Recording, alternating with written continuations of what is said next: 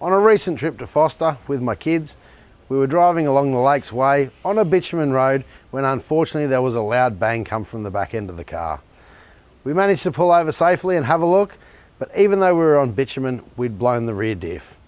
Now, keeping in mind this car so far this year has done trips to the Flinders Ranges, the Canning Stock Route, the Kimberleys and the Simpson Desert, there was a fair bit of stress put on that diff, but it's really unlikely it's going to go bang on a bitumen road. Unfortunately it did, but with the right knowledge and tools, we were able to get ourselves back on the road and enjoy the rest of our holiday. So let's have a look at how we did that. We're on a public holiday. We can't get any parts in town for 3 or 4 days.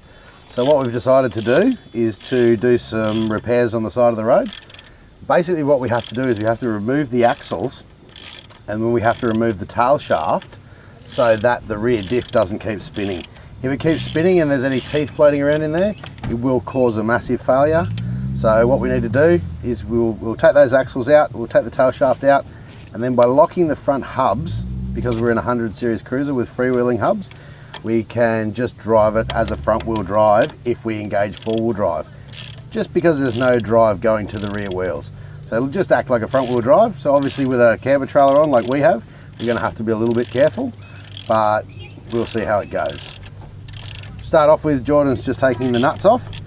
The beauty about having kids on holidays as well is they learn a lot, but they enjoy getting involved. Jordan's 9 and we've already done the other side and he did it all himself. We've got Lachlan behind the camera, he's 12. Basically it's a little family effort, bit of a team job. Everybody gets in and gets the job done. And this is where the adults come in. You can see the center of the hub has a couple of different lugs here. And to release the cones that are holding the axle in place, you actually need to give it a decent hit with a hammer without hitting any of these studs. If you hit these studs, you'll destroy the threads and then they'll be no good anymore. These cones can actually be really difficult to remove, so it's best if you can get a screwdriver in and start to prise them out before you try and pull them out with your pliers.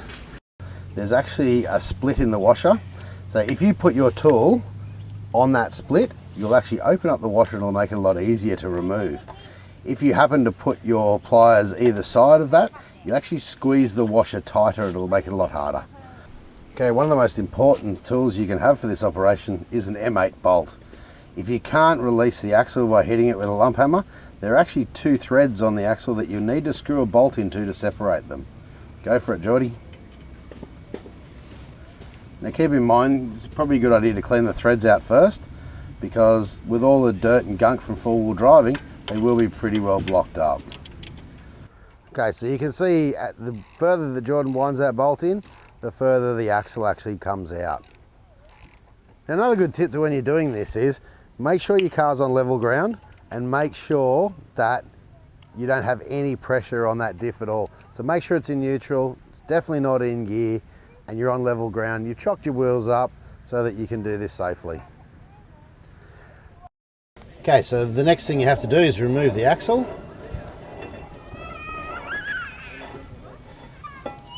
And be very, very careful. So once you've removed the axle, make sure you clean it down and just check the spline on top of the axle.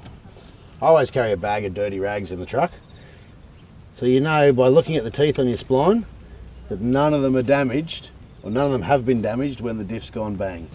Okay, so after we've removed the axle, we need to check the teeth, make sure that the axle was not the problem, that the problem was actually in the diff. So we just turn it around, have a look at it.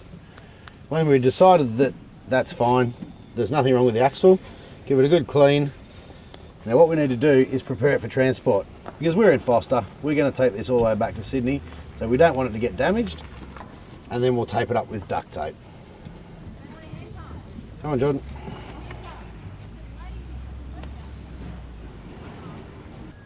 Okay, when you've removed your axle, the last thing you want is a nice big hole for water, dirt, anything like that, to actually get into the diff housing.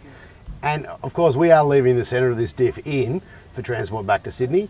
So what we want to do is we want to block up the hole so that nothing can get in there. And don't forget, once this has happened, no water crossings, because it'll just allow water straight in there and your diff will definitely be shot. So you need to force something in as hard as you can, tape it in, make sure it's removable as well. just so that nothing else can get in the hole.